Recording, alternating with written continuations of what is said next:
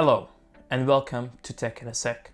In today's video, we'll be checking out the Bose Soundbar with the bass module and the surround speakers. Now, let me discuss what the soundbar has.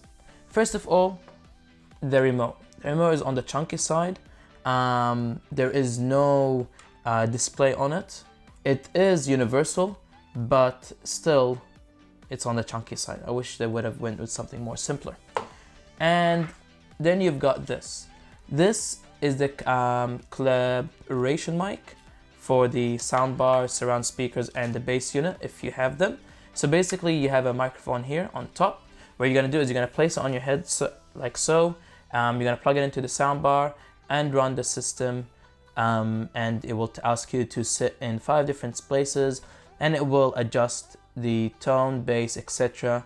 So it will be optimized for your listening experience. And then we come back to the soundbar itself. First of all, it looks very beautiful, very elegant. It comes in black and white. As you can see, this time we have the black model in front of us. On top is an all glass panel, which is beautiful. But you have to be aware that it is prone to fingerprints, but a nice quick wipe down will get rid of that.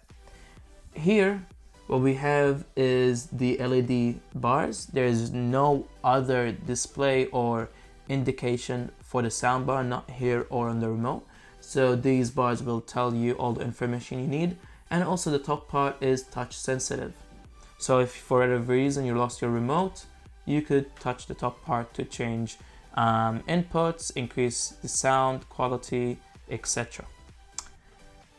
On the back, we have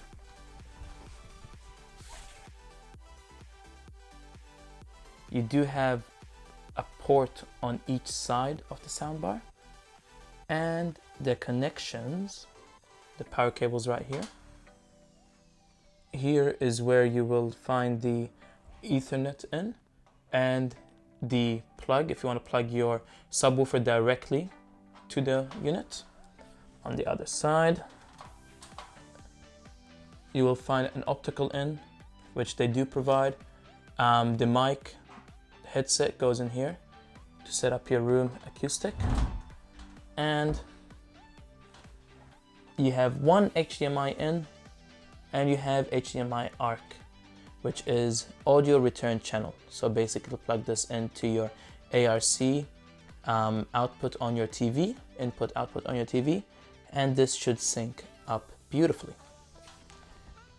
Inside this beautiful design, you have all the hardware drivers that make an amazing quality, which is what we're going to hear in a moment. Now, let's see what the bass module looks like. This here is the bass module for the Bose soundbar. I know this costs relatively the same price as the soundbar itself, but it is a must-have for all the movie lovers out there. It comes in both black and white. Here we have the black, of course. It does continue on the trend of the soundbar with having a nice glass front. There's no any indication other than the Bose logo over there.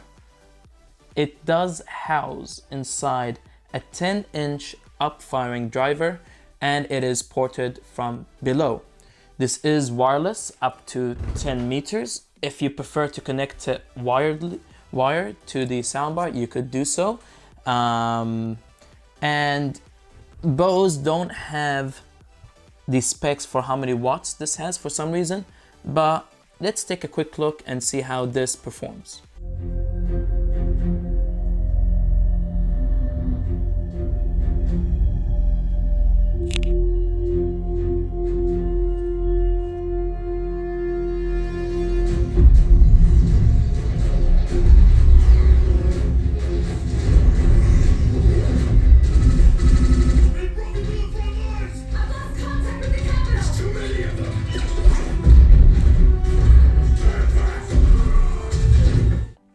I know, that was pretty good. I suspect it has 300 RMS watts, maybe up to 600 peak.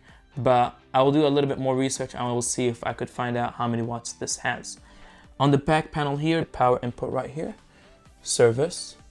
You do have the LED status on, red for standby, green for on, and you've got the Acoustimass in if you want to connect it directly to the soundbar via cable and not wireless. Alright, that was a quick look at the bass module.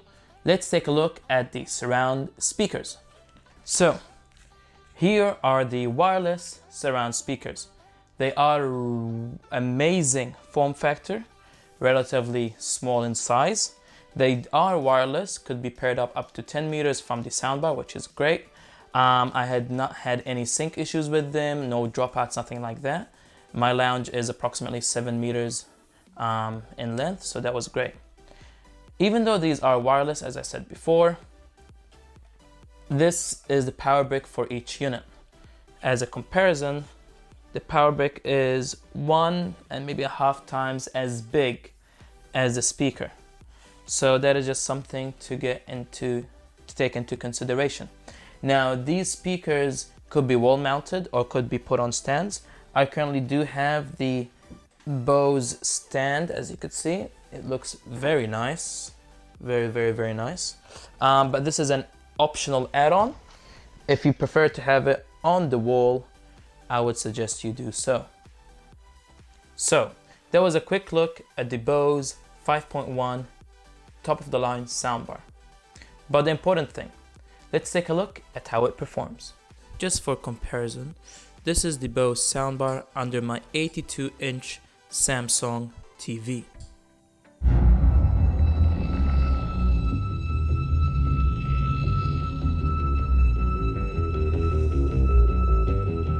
My generation, we were born into war.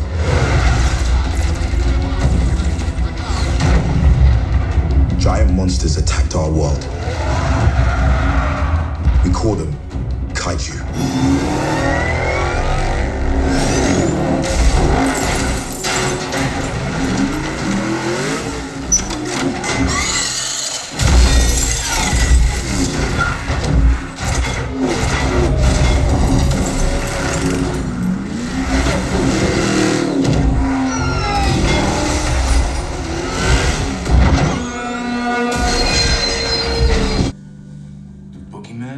Well, John wasn't exactly the boogeyman. He was the one you sent to kill the fucking boogeyman. Oh. Wow. I mean, the bass had amazing punch. Don't let this fool you. This is a 30-pound bass unit, or 13.6 kilograms. So it's kind of heavy. The soundstage from the soundbar was brilliant. The front stage was wide and expanded. You could clearly distinguish left, center, right, and the dialogue was crisp. These two speakers for providing the surround effects was breathtaking. I can't wait to watch the final season of Game of Thrones with this Bose package. It's gonna give me the low end, the front stage, the surround effects, the way the director intended us to view it in.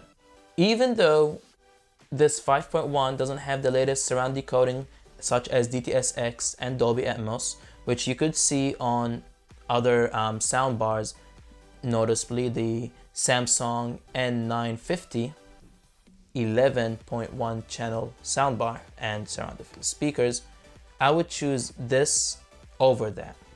But I would be doing an A/B comparing the two head to head in everything, in the low end, in the front stage, in the surround effects, even surround effects with Atmos compared with this surround effects without Atmos, side by side. But I can tell you right now, this unit, this package is beautiful. It is absolutely beautiful. Thank you for tuning in. Please subscribe, hit the like button, comment below, tell me what you think about these units or any units you might have, and I'll see you in the next video. Thank you.